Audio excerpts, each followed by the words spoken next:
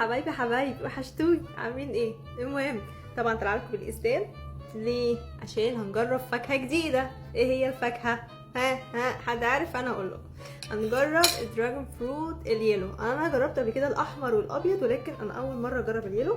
طبعا انا قلت ما ينفعش اكلها كده من غير حبايب قلبي، نجرب مع بعض. فيلا بينا ونشوف هيطلع شكلها ايه منه. انا هقطعها زي ما بقطع تانيين، ماشي؟ تعرفوا انا نفسي اجيب معدات تصوير كده. انا عندي اللي هو الرينج لايت ده، بس مش عارفه ليه عايزه حاجه واطيه كده واقعد اصور وابقى ريحيه يعني. المهم بصوا، هنشيل اول حته دي. ايه ده؟ دي لونها ابيض من جوه، كانت هتبقى لونها اصفر. ماشي طبعا ايه، انا عشوائيه في تقطيعي.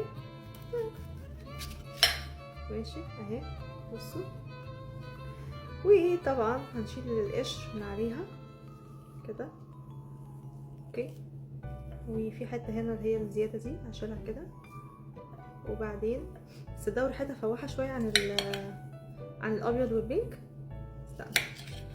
ونمسك حته، وبذرتها اكبر من بذره الدراجون البينك، حساها كده اكبر شويه. يلا نقول بسم الله.